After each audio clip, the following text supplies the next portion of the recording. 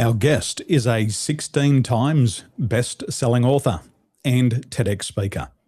Today, she's here to share insights into stepping into your true, authentic self. Please welcome Kim Somers Egelsee. Thanks for joining me. Thank you so much, Daniel. Happy to be here. Now, you don't look like a day over 21. How did you get time to write 16 books at such a young age? You're so sweet. Oh my God, I'm 52, but you just made my whole week. No, that is such a compliment. So thank you. You know what? It really just came with time, like letting things be in the flow, like following my heart. I received a lot of opportunities with different, co-author type opportunities, as well as writing my own books. And then recently had a couple of books come out as well. So it just kind of organically has happened through the years. Well, you've co-authored a book with a good friend of mine, Tracy. What a wonderful person to co-author a book with. Yes. Actually, I grew up seeing Jim Rohn for years since I was 18, and he was with those great thought leaders. I love Jim, got to meet him and everything. And then years later, ended up working with his 18-year partner, Kyle Wilson. And we're still business partners on a couple courses. And so that's whose book it was. And I also got to share the stage with Tracy and got to hang with him a little bit. And it was really an honor. He's one of the greats for sure. He is. Wow. What an honor. What did you speak about on the stage?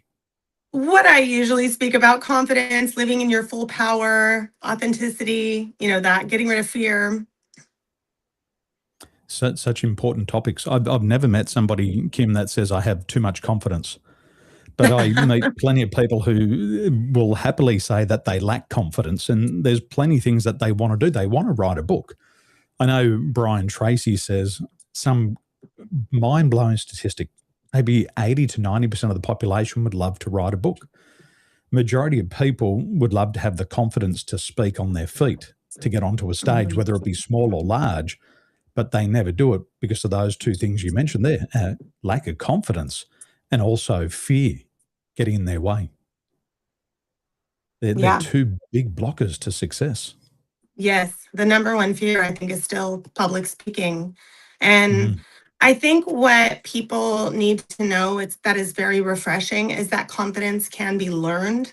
And there's no such thing as, oh, that's just the way I am with those types of things, and people think that and they decide that and they believe that.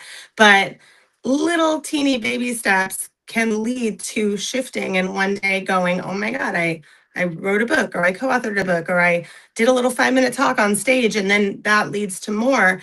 And I've known plenty of people who are terrified of public speaking and shaking and almost hyperventilating that got through it and now are keynote speakers all the time. So it is definitely possible, but it's how bad someone wants it. I think that's important. How bad do you want it? Obviously, you've written 16 books. How bad did you want it? Before you started, how bad did you want it?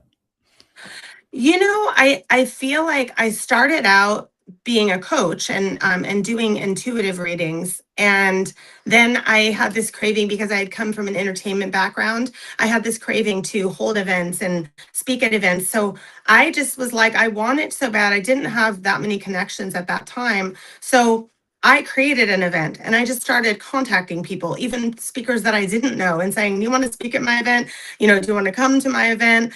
And ended up filling up that event, and then decided to start women's circles and did the same thing. And then that's what led into the book, is making those connections and those people saying, you know what, next you got to write a book. And I'm like, oh, who am I to write a book? And then they, back then, my first book, they were like, you could take your blogs. Many people don't realize this. You could take your blogs and just kind of change them around and edit them and add to them. And that could be your first book. So it doesn't have to be just sitting down on a desk and, making it all happen at once. It could be over the course of 5 years, and then you put it all together. That's a smart way to do it. That sounds a lot easier than trying to get past that writer's block and think, what am I going to write today? Yes. Yeah. No, I'm going to say I tend to get very distracted when I do it that way. I think it's a lot of pressure. It's kind of like doing interviews. Everybody seems to have a bunch of confidence until they say cameras rolling. And even Hollywood actors are really confident with their lines before somebody says action. There's something between before losing your flow and then somebody saying record. It seems to happen to a lot of people. It's like writer's block. People sit down and they say, okay, today I'm going to write a chapter, and nothing comes out. And I think there's something in there for us to learn, and maybe that's something that you can unpack, because you've been a TEDx speaker, you've done it multiple times, and now you're on stage all the time. How do people break through that little gap there, either to write the first page or to say their first words? What do they have to do? Yeah, I think part of it is, especially with writer's block, is that fine line between, are you forcing it? Are you in the flow? And the more we can just in our normal life practice being in the flow and tuning in and going, am I, of course, taking action, but am I able to let go, and just kind of do the amount of action that feels right. And then when it feels too much of a force or a push or too desperate, then I am able to let go and go, let me settle into this and let things happen. And I think it's the same thing with writing or wanting to speak. It's developing yourself so much to where you feel in the flow of your purpose and what you're doing and who you are. And then the rest of it kind of falls into place. And of course, it takes action. Of course, it takes discipline. And sometimes it takes scheduling for some people. Other people do better when they're like, okay, in 8 months, I'm going to write a book and I'm going to do it when I feel called to do it. So it's different for everyone. But I think it starts with really knowing who you are and why you want to do it, and then practicing letting go and being in the flow of work, of life, of action. Mm. My daughter, she's an artist, and there's no creativity before 11 a.m. She'll get up in the morning, she'll drag her feet, she'll look down, and she's in a totally different world. But come after 11 o'clock, she starts to get into her own rhythm, and she can be creative at Mhm. that stage. So she knows for herself, there's no point getting up in the morning and trying to force art. She will get around to it when she's in her flow state. And that's always after 11 a.m. But most of the time, it's Friday night, 6 p.m., where she goes off to art lessons. And it's like a switch that automatically turns on. But for her, it's Friday night, 6 p.m., or Monday to Friday after 11. And so she Mhm. knows her schedule. A little bit like me. I like to do podcasts in the morning. I like to do my consultations after lunch. That's just when Mhm. I tend to wake up. But if I try to flip it around the other way and force it, it doesn't work for me. It just Right. doesn't work. And I feel rather than being in flow, it's like I'm trying to swim upstream, and it takes a Right. lot of energy. But as soon as you stop paddling upstream, you start to get pushed back, which is probably a good sign that you're going in Right. the wrong Absolutely. direction. Yeah, I love that. I'm the same way. And it's kind of like when you start to write or public speak and you're trying too hard to fit a mold, then that's also forcing instead of just allowing yourself. I remember back when I was like studying public speaking more, and one of the teachers said, okay, you have to do it exactly this way, A, B, C, D. And I remember getting up there and I was so stiff and unnatural and trying to be someone I'm not, and it was forced and I didn't do very well. Whereas I've learned to just teach people and for myself to just let go and be me, even if sometimes I sound like a valley girl, or say once in a while or something like that. I'm still just being me instead of trying to fit this box. And it's the same thing with writing. Instead of writing what you think they want to hear, what does your heart and soul want? And create from there, and the audience will come instead of the other way around. Mhm. You've mentioned the word flow 4 times. You've mentioned the word heart. You've mentioned tuning in. You've mentioned soul. You've mentioned intuitive. these aren't normal words that a coach would say, but they must be important to you. So you're also an intuitive coach. What does this mean? What does it mean for your clientele? Yeah.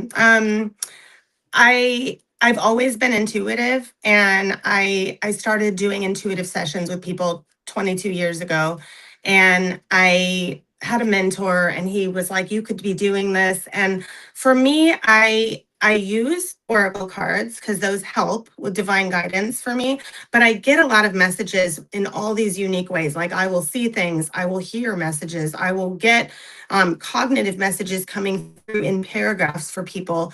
And it gives, not like a crazy psychic person or anything like that, but it's like it's giving people guidance and helping them on their path to receive clarity and focus. And so, like, for example, if somebody said, I can't decide if I want to go back to being a teacher in a school or if I want to start my own business and open a clothing boutique, I will get messages of like, okay, you're much stronger at the clothing business. You're done with being a teacher, and it will come in really clear. And sometimes words that I don't even know what they mean, I have to look them up. And so I combine them really often. Like, I have a mastermind group where we have business, personal, and spiritual. And so we combine all three because I feel like that's a well-rounded life. And so I tend to mix them all up in my sessions. Unless it's someone who's not interested in that, then I can do strictly business, strictly personal development. Well, I started to read the tarot cards when I was working with Emirates Airline. And although I was cabin crew and a flight steward, my superpower was reading tarot cards. And we would sit around a big boardroom table before each flight. And our seniors would say, what's your special skill? And some people would say, I'm good at cleaning toilets. I'm good at serving wine. I'm good with first aid. And I'd always say, I'm good at reading tarot cards. And all other 16 sets of eyes would come right onto me and they go, oh, did you bring them? Did you bring your cards? And I'd say, yes. And they'd say, can we do a reading on the aircraft? I'd say, absolutely. And I love before that. that experience for me, it was kind of taboo. It was kind of a tool of the devil, and you weren't allowed to mention it. But today, behind closed doors, I'll say to my clients, what's your special skill? And they'll ask me. And it doesn't matter if they're in real estate or transport or building, and I say, I'm great at reading tarot cards. They go, can we do one today? Mhm. And I love that you mentioned intuitive and heart and flow, because, we need to have soul in business. We need to bring spirit into business. We need to have it in every transaction to make sure that we're doing it right for people. Not what we logically always think should be done, but what we feel is the right thing. And when we test our intuition, oftentimes people will connect with it and say, you know what? Yes. And here is how I see it. And it opens them up. And a beautiful way to start conversations. Right. Yeah. And I think that what happens, I like to say there's a difference between soul goals and ego goals, like regular goals.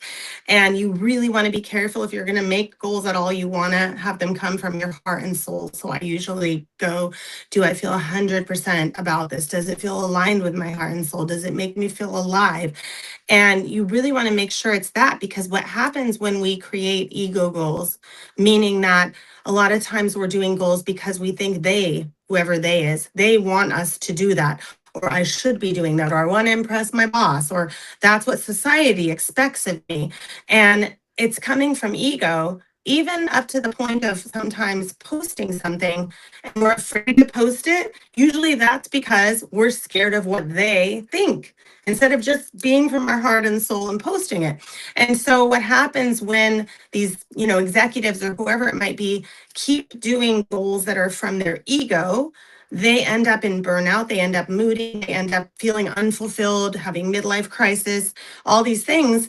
But if you go from your soul and your heart and you go unapologetically, this is what I need and want in my life, then the result is freedom, happiness, peace, that kind of thing. There's two things that I was writing down as you were talking. I went to San Diego and I did Brian Tracy's Speakers Academy. And he Nice. said, as a professional speaker, there's three things when you give a speech. He said, there's the speech that you're prepared for. And Brian would always say you should be overly prepared for your speech. Secondly, he said there's the speech that you actually gave, the words that came out of your mouth. And then thirdly, there's the speech you wish you gave. And he says that when all of those three line up, as a speaker, metaphorically, you hit the nail on the head. Mhm. And I asked him, I said, when it comes to giving the speech you wish you gave, what does that actually mean? And he said, well, you got to get your finger on the pulse of the audience. And he said that many times in his career, he's prepared for a speech. And for a keynote speech, he might have prepared 6 weeks to do 17 minutes of speaking. And then he gets to the room and he says, this is not the right speech for these people. And it's coming back to that intuition. It's listening to the words, it's picking up on the vibe in the room. And then it's also listening to your intuition. And when the intuition says, this is not the right speech to give, you then adapt it. And he also said that when you're in the room giving the speech, if people aren't leaning forward in their seat, it means it's not hitting home. But if you start to talk about a topic and they start to lean in and their eyes open up, keep talking about that. And that involves a lot of intuition as well. Would that be fair to say from your experience? Yeah, absolutely. I love that. I love his advice. That's amazing. And that's great that you remembered that, because it's uniquely said for sure. Yeah, I think that you want to, like, for me, I like to get there early. Like, even if it's a group of 5 or a group of 500, get there a little bit early. And if you're able to, go out and talk to a few people and just be like, hi, I'm like, what are you interested in? I'm this person. And it helps give a warmth. So then when you go out on stage, you feel comfortable, like I'm talking to friends. I just met a few friends. I'm speaking to friends. And then the way I like to do it is I memorize the main points of my speech, but I don't memorize it word for word. I just memorize, like, here's my 10 main points. And then who knows what, every speech I do is slightly different because I don't ever memorize it word for word. Can I ask this question? Is that a conflict to how TEDx would want you to speak? Because It's from funny you my, say that. it's Yeah. a lot of TEDx speakers have to go through a lot of grooming before they hmm speak. And then some of the TEDx stages will pull people's speeches if they don't do it word for word. So hmm what's your experience? Because in my mind, these are two things that complement, but for someone like TEDx, it might be a conflict. Yeah, it's really funny you asked that, because when I got booked to do one, I hired a coach. And because I was like, okay, it has to be this certain way. And the coach was training me, and I had my whole speech written word for word. And I was trying to do it the way they trained me. And it kept feeling very forced and awkward. And I just was like, finally, I just went, you know what? Okay, I'm going to take a little bit of what they taught me, and then I'm just going to do it my way. And so I did not memorize it word for word, but I had it pretty down. Like, I mean, I had like more than usual. I had like the beginning, middle, end, and the main points.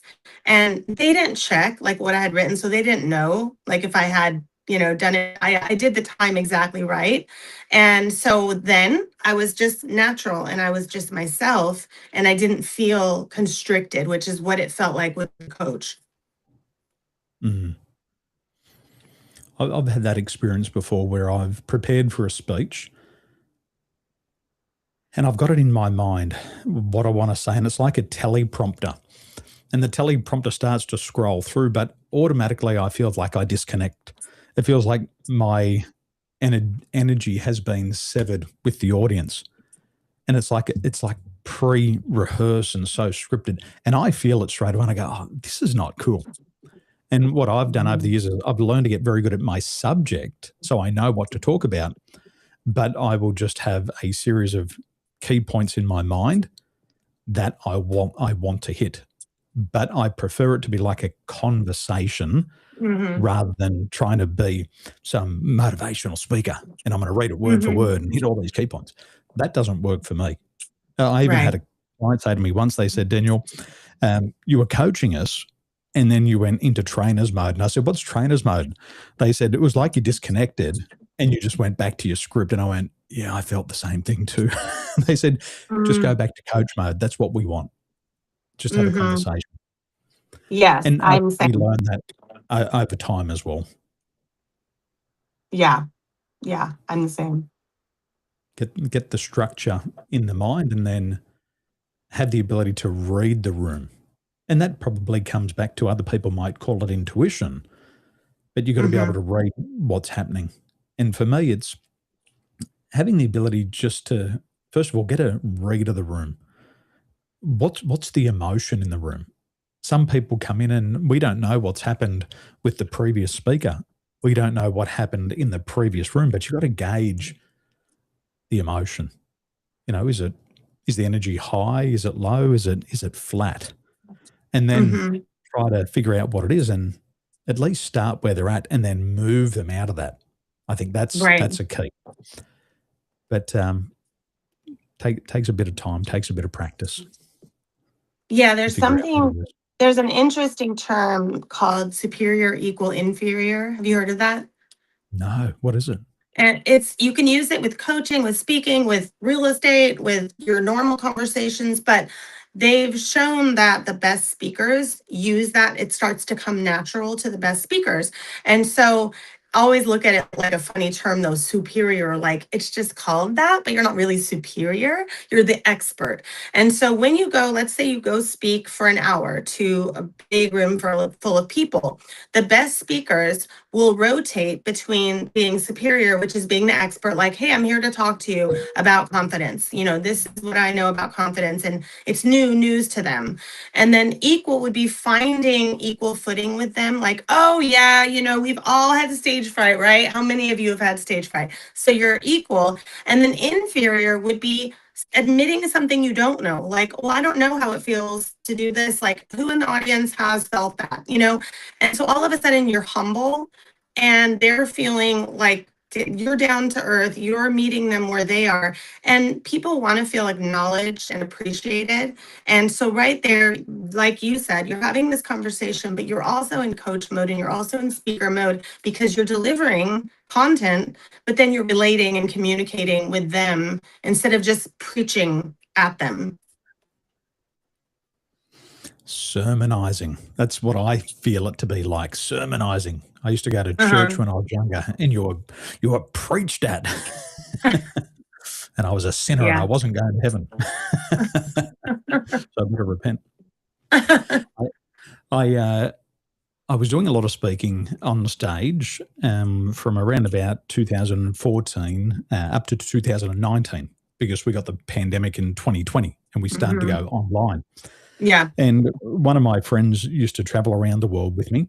And before I'd go on stage, I would say to him, are you nervous? And he looked at me and he said, am I nervous? And I said, you should be. He said, why should I be? And I said, because I'm about to go on stage. You should be nervous. And he looked at me, he's like, why are you asking me that? And I said, I'll explain it to you one day. Then one day I was listening to Chris Voss. He's the FBI negotiator. And the way that Chris Voss frames this is calling out the elephant in the room. And the elephant in the room for a lot of people is a particular emotion. And for me, I might not have called it stage fright. I would have felt anxious. So the emotion for me was anxiousness. And what I was doing with my friend is I was calling out my emotion. And the reason why I wanted to call it out was to bring it to the surface to be able to deal with it before I stepped out on stage. And so what I'd say to him is, are you nervous? And he would say, should I be? And I'd say, absolutely, because I am. That's and a I'd cool get way rid to of do that. it. And I would go on stage. And what I learned later on with anxiousness, I was working with an Olympic athlete, and where we feel anxiousness and where we feel excitement are very similar places in the body. For example, anxiousness might sit at the top of the stomach, but excitement might just sit down just below your solar plexus. So, although we're going on the stage, we might have some nervousness or some anxiousness, but there's a blend of excitement in there as well. And so I learned that I was both anxious and excited. And then I learned that Olympic athletes were also both anxious to get out there because they didn't know what was going to happen. There was going to be a competitor and they'd have to adapt. But they were also excited for that opportunity to test their skill. And so even today, I still get those same two feelings. They don't limit me, but I'm aware of them so I can leverage them to my advantage. And I think we should all get into that habit of figuring out what's the elephant in the room? What's the emotion that we're feeling and bring it up to the surface. Great advice. I saw a post that said when you feel that anxiousness or nervousness or excitement, it's just applause inside of your body getting ready for you to go on stage. I was an athlete from age 16 through to age 26. And I would compete against my brother. He was one of my biggest competitors. And before every event, like literally a couple of minutes before he had to go out and ride, he'd have to go and do a nervous poo. So he'd come down to the dock next to the water.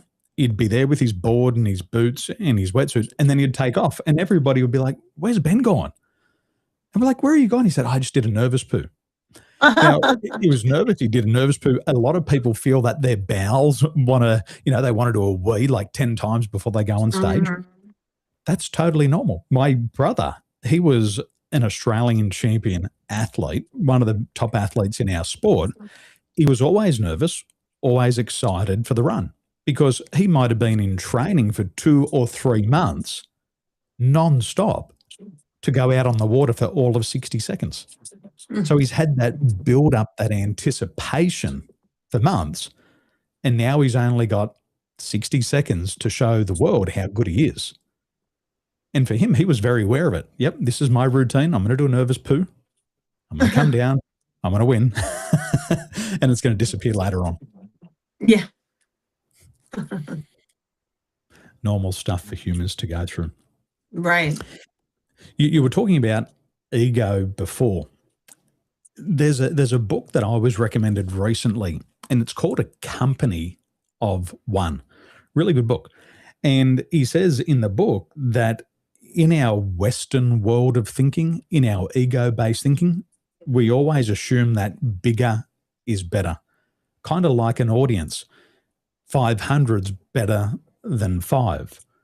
But what he explains in the book is for people who are self-employed, for people who have their own business and there's just one employee, he says bigger is not always better. He says better is better. He also refers it to social media. He said you could have 1 million people watch one of your social media videos and take no action. He said, but you might get one viewer who watches one video and reaches out and purchases your product and your service. And he says that better is better, not always being in the ego, as you were mentioning before. Yeah. Yeah. And size is not always, what it's cracked up to be, because you can't, sometimes with size, you can't intimately relate to people and make them feel your energy as well as you could if it was a small, intimate room. So sometimes that's the advantage. And I remember we signed up for this big course with this speaker, and we had seen her speak in front of like 5,000 people. And then the second time we saw her speak, we didn't buy anything. And then the second time we saw her speak, it was like 5 of us in the room, and we signed up for her whole like week-long course. And it was because I felt very connected, and I didn't feel that as much at the big event. What did you learn from that experience, and how did that change your speaking? I probably didn't learn it yet because I remember when I would have my women's circles. I used to have them like twice a month, every month in different cities. Um, my goal was always to have about 30 people is like intimate women's circle. And once in a while in the beginning, like only 8 came or 12. And I remember I didn't know any better. So I was going around to everyone like, oh, like usually there's more and, making excuses and kind of telling them that they expect more next time. And I learned that when I had those small amounts, big breakthroughs were happening and like really cool, magical communication and connection was happening. And so it taught me that, when that happens, to just go, whoever's meant to be in the room is, the divine number, and I'm going to trust it. And so it has taught me now to be in that place of like, all right, however many is supposed to come are going to come. I was doing an event in Sydney and my coach came along and he prepared me for the event. And there was about 45 people in the room. And he said, Daniel, what you've got to do is you've got to bring the energy. You've got to bring the energy. And I'm looking at him thinking, have you just bumped a few lines of Coke? Because your eyes are about this big and your mouth looks like you've been in the desert for 3 weeks. He's like, you got to bring the energy. And I said, what's that? He's like, you got to get out on the stage and you got to dance. And I thought, oh my gosh, I said, that's not me. I'm not a dancer. My wife didn't marry me because I'm a dancer. And he said, you got to get out there. And so I was following the good advice of my coach because I'd paid a lot of money to be in his program. And I got out there and I bought the energy and I danced and people got up and played along. And at the end of the event, I made 3 sales. And I'm thinking to myself, this is a very bad result. Not that the 3 people purchased, that was a good result. Obviously, the 3 people who were supposed to buy purchased, but I must have turned off the other 42 people because I don't believe these people would have taken, 4 or 5 hours out of their day just to come to the event and go home and leave with nothing. They came there for a purpose, but the way that I delivered, I don't believe was congruent. And I don't believe I was in alignment to my true self. I wasn't being authentic. I was doing what I was told to do, and I felt like the puppeteer and the monkey on the string. And I said to the coach at the end, I said, look, you've misread me. This is not who I am. You've set me up for failure. This is not good. I said, you're gone. You're off the team. So I fired him. I ran the event the next week. I had 17 people show up. I was authentic. I was my true self. And 15 out of those 17 people purchased my $6,000 program. Wow, that's huge. And I said to my team, I said, that's the difference between faking it and being my authentic self. And I said, I knew it last week when I was on stage. That wasn't me. And those other people felt like they were being conned. This is a show. This is an exhibition. And they didn't connect. They'd already connected with me before or they wouldn't have come, but they got there and went, this is not what we thought we were going to get. And I learned for me, I have to be authentic. I have to be true to myself. Doesn't mean that I can't work on my blind spots. I've got to do that, but I've got to say it how Daniel says it.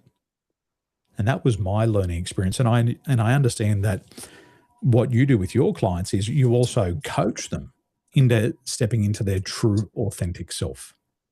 Yes. What does that big picture look like when you're working with somebody to get them to step into their true and authentic self? Yeah, I mean, it's often for reasons of wanting to speak or be a part of a book or start a podcast or things like that. And there's a lot of fear of, what if my family members don't like it? Or, what if I turn people off because they don't like how I really am? And, it's common that a lot of people are putting up filters and so much AI and other versions, performative versions of themselves to the point where they're not really liking what they see in the mirror. They're so used to seeing the fake version And so it's doing a lot of damage. And so instead we kind of unravel, like, what do you love about yourself? What does that look like to you to be confident? Let's pinpoint the areas where you feel like you're being an ego, or there's fear, or, and we take it apart, each one, until they get to a place. And I practice with them. I have practice sessions where, no one else is seeing them, but I am, and we can do it through Zoom or in person. But really helping them see the gifts they have inside are unique and valid, and stop the comparison, stop the feeling like they're not enough or they don't deserve it. So really working on those limiting beliefs, and being able to step aside and almost like view their life from the viewer instead of being in it, so they can see how important they are and how important they are to other people. And so there's a bunch of things, but those are some of the ways. It looks like your big dog's enjoying the conversation and he's learning a lot. my little old 14-year-old dog. Your co-host. You were mentioning AI filters. What's your feeling on AI and how people are using it and hiding behind it? What's your feeling on that at the moment? I mean, I think we can't avoid AI, and I think AI can be really helpful and good, but I try to have the rule of using it about 20%, and that's with whatever you do. And I think that when people are using it as a crutch and using it instead of writing their own things and speaking their own way of speaking, or even there's too many advertisements and flyers and posts out there right now that to me look all the same. Like immediately I look at it and go, that's AI, that's AI, that's AI. And it's like there's no creativity, there's no real genuine self-expression. And so I think that people are actually starting already, and it's going to get stronger. They're starting to crave authenticity and raw realness. Like I don't post videos or stories or posts that have filters, that have AI versions of myself. I just go, here, hey, this is me, I have wrinkles and whatever, because I want to just be authentically me. And I'm not putting down people. I understand that sometimes it's necessary for whatever it is you're, putting out there for a certain event or something. But in general, I think it's safer and better for our own confidence and self-esteem to use it only about 20-25%, and the rest is allowing our self-expression to come out, because otherwise we're repressing, and that's going to cause depression. Repressed emotions never die. They just come out in uglier ways. Mm-hmm. Got to be careful of those ones. I remember when I was training with Brian to be a speaker, he said, if you want to write a book, you need to know about 10 words for every one word that you put on paper. He said, so as an author, you still have to be a subject matter expert. He said, but as a speaker, you need to know 100 words for every one word that comes out of your mouth. And he said, when you speak, you can't hide it. It reveals the subject matter experts from the phonies. And I think that still rings true. And my feel on AI is that people know 0 on a topic for every 100 words they put in a post. They know nothing at all, but they figuratively get executed the moment that they're asked to speak on the topic. And I think as speakers, what's going to happen is the more people use AI on the front end for their posts and for their funneling, the speaking's just going to expose them immediately. Because once you're up there on stage, people are going to say this person knows their topic or not. And I'm seeing that. I just spent 5 weeks in Australia and I was visiting my clients, and all of them are experiencing a form of AI fatigue in their industry.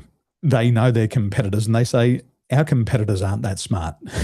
They didn't write that themselves. Even when they're reading the script, they're saying that, making these real estate videos, there's a particular formula, like it's the old AIDA formula, and everybody's absolutely nailed it. And what they're doing is they're going back to basics. They're getting out the iPhone. They're doing a video.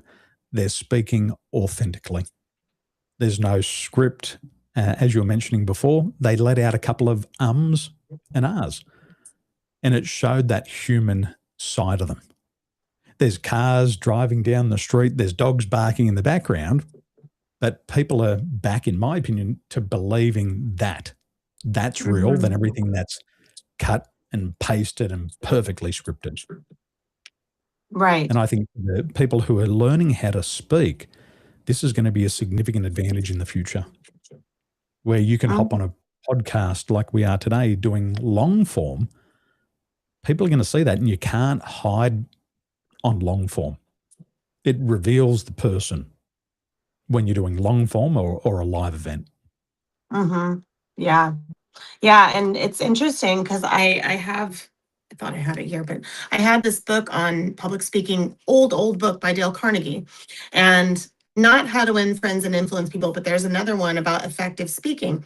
And he talks about a lot of things that are still current today in public speaking. And one of them is the biggest turnoff for an audience is if they feel like the speaker is performative or egocentric. And all of a sudden, right away, they feel that energy of the speaker, they shut off, they block, and the speaker is not going to get anywhere. And they're going to be kind of annoyed and just like turned off. And I think that happens. I hear it more and more with my masterminds and with talking to people that they're catching on to these. There's a lot of influencers out there that say, okay, I can help you make $20 million manifesting. I only know the secret, and, just buy my program. And they're all copying each other saying that. And so there's so many of them. And you start to notice the ones that really are genuine about it and some that are just performative. And I think more and more people are catching on, and sadly some are not, but yeah, it's like a big epidemic right now. I was at a speaking event, and I had seen the speaker speak once before, and last time I saw him, he was an expert on business coaching. And then the next time I saw him, he's a guru, and he's an expert on the stars and the moon and manifestation.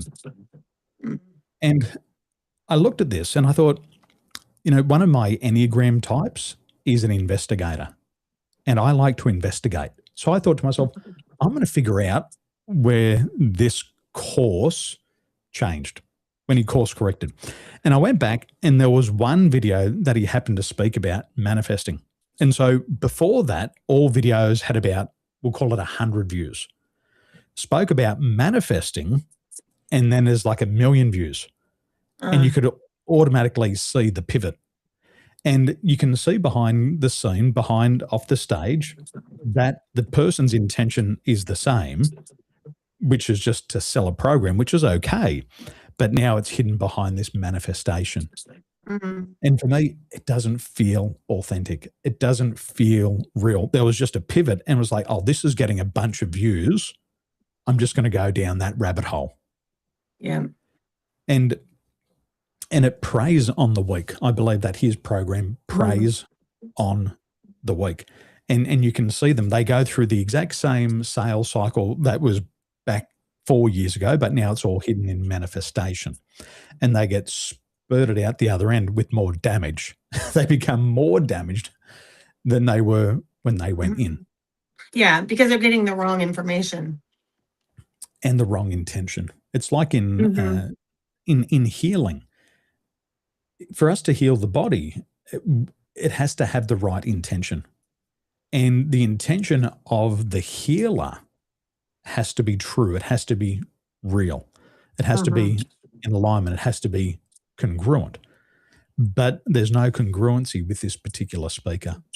The intention is, I'm going to sell you into all of my business coaching programs. Make money. But I'm going to pretend that we're on a spiritual journey, and that throughout that, we're just going to blame the stars, the moons, and the planets. These poor planets, these poor stars, they're competent. They're to blame. Mercury's in retrograde, and that's why your manifestation's not working. But I've got another program to help you survive when Mercury's in retrograde. That's another $1,000. Mm-hmm. Yeah. We've got to be true. Kim, what's coming up for you, and what events do you have coming up this year? And You what's on know, your I just pivoted, and I had a publishing company for a while, and I ended up just feeling like I've done so many books, and so I intuitively was feeling a strong call to not do that anymore. So I just closed that chapter. So I'm really focused on speaking, masterminds, coaching, readings, and then I have a life coach certification program that I love to help people with, either on calls or it's online also. So that's one of my big focuses. your training and your certifying coaches? Yeah, I've been doing that for years. My partner is actually the guy I mentioned with you earlier, Kyle Wilson, who was Jim Rohn's 18-year partner, and he partnered with me on this course. And we've been having it for like 14 years now, certifying men and women as coaches, life coaches, confidence coaches. I do a lot of hand holding and walking people through it so that they can really come out of it where they work on themselves from the inside out, and then they're able to help other people. So they have to pass tests and do hours and all of these things. And what does that transformation look like when they Um, first meet you compared to by the time they get to the end of the program? What's that transformation? I think people genuinely get surprised because they end up doing more work on themselves, learning it, and come out so much more confident and transformed and realizing what their limiting beliefs were and things like that. And feeling a lot more like they can walk the talk of a coach, even though maybe they thought they were ready. But then going through that is very extensive. And so they come out a lot more confident and ready and able to coach other people. I was flying from Dubai to Manchester, and that was when I was working with Emirates Airline. And as I was pushing the trolley through the aircraft, one of the passengers stopped me and he said, "I like your aura." Uh, And I said, "What's an aura?" He said, "It's your energy body." And I said, "Sir, it sounds like you need another drink." He said, "No, I don't drink." I said, "Well, obviously you're seeing things. This might help." He said, "No, no, no. Let me explain." And I said, "Look, let me give you a vodka and I'll talk to you later on." He said, "No, I don't drink." So later on, he came to the galley and I was talking to him and he said, "I'm a life coach and he's also intuitive." And I said, "Well, what's that?" He explained to me and I went, "Wow, that's really cool." And then he said, "If you're interested, you could do a life coaching session whilst you're in Manchester." And so I took him up on his offer. He met me at the hotel. I had a life coaching session, loved it. I flew back to Dubai. On my next flight to Manchester, I rang him up and I said, "Christoph," I said, "I'm coming to Manchester. Can I have another coaching session?" So I had another coaching session. I went back to Dubai. He called me and he said, "I'm coming to Dubai." And I said, "Well, sign me up for one of your programs. I want to do more life coaching." And that was around about 2008, 2009. And as Coach Christoph was taking me through his coaching program, I started to bring a lot of old emotional baggage up to the surface, things that I've been carrying for years. And I started to feel free from them because I was able to talk to him in a way where there was no judgment, there was psychological safety. And once I had let go of that stuff, he wouldn't bring it up in another session. I thought, "Oh, this is great. I can tell this guy anything and he's never going to remind me of it." And I think nice. what happens is we sometimes feel emotionally wounded and we share a trouble with a family member or friend. And then every time we see them, they bring it back up again. And you Mhm. regret it. You're like, "Oh my gosh, I was vulnerable and I let it slip out. Now you're going to remind me for the rest of my life." But he didn't do that. And eventually I said to him, I said, "I really like what you're doing with life coaching. Where did you train?" So he introduced me to the people he trained with. And for the next 6 months, I attended a program. And it was on Wednesday morning at 4 a.m. Every morning Oh I'd my wake God. up months at 4 a.m. Now, my roster would send me to 100 different destinations around the world. And I had set myself a goal that for 6 months, I would attend this program. So 6 months, one call a week, let's just call it 20 calls in 6 months. Somehow, magically, I attended all 19 classes. I was always at home or next to a telephone call for 19 weeks consecutively, and I only ever missed one session. Mm. Now, people might call it luck, they might call it chance, but I believe it was divine intervention because I Mm-hmm. wanted to attend that program, and 19 out of 20 classes I was there. And it was a life Nice. coaching program, and that was 2009, and I loved it. I Mm-hmm. went in with a lot of emotional baggage. I came out with a new mindset and a new way to approach the world. And because I had my own breakthroughs, I wanted that for other people. I wanted other people to experience what I was having. And that was when I did my second life coaching certification, and then my third one, then my fourth one. Nice. I love it. And if there's people thinking about doing it, it doesn't mean you have to become a professional life coach, but it gives you the skills to be able to Mm-hmm. coach yourself, your colleagues, and also be able to guide your family members and friends in a way that's healthy for you and for them. I think it's a Mm-hmm. wonderful skill to have. Yeah, absolutely. Yeah, it's been interesting because I've had people that are personal trainers that do it. I have a parenting coach. I have someone who wanted to help people that are going through a divorce, like all different, types of specialties under the umbrella of coaching. So you really can, do what feels right for you, not just a cookie cutter mold. For personal trainers, what I've learned is that they're very good at helping people get weight off because a lot of people want weight loss. And Mm-hmm. once the weight loss drops off, the personal trainers start to realize that it's not necessarily a food or a physical issue, it's a mental or emotional block. Mm-hmm. And they get to learn about this stuff because it's like a hairdresser. For a lot of women who go to the hairdresser's not just styling your hair. Mm-hmm. Oftentimes, he or she is also your life coach. Yeah, You're revealing that's all of your true. secrets.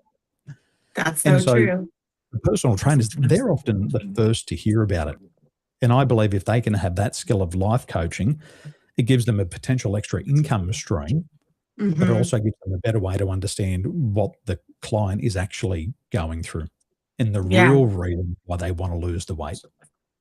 yeah, absolutely. Such a powerful skill. Kim, where can our followers learn more about your work? Where should they go? Should they follow you on your website or social media? Yeah, so easy on social media. You can just go to @KimLifeCoach on Instagram. And then my website is kimsomerseggelsee.com. And I think you'll have the spelling probably on there. We'll have it in the show notes below. Kim, thank you so much for your time. Looks like Thank your you. dog is enjoying our conversation. My dog's Yes. knocking on the door and he'll be due for a walk. Okay. Well, thank you. I learned a lot from speaking to you. So thank you so much. Thank you, Kim. Have a wonderful day.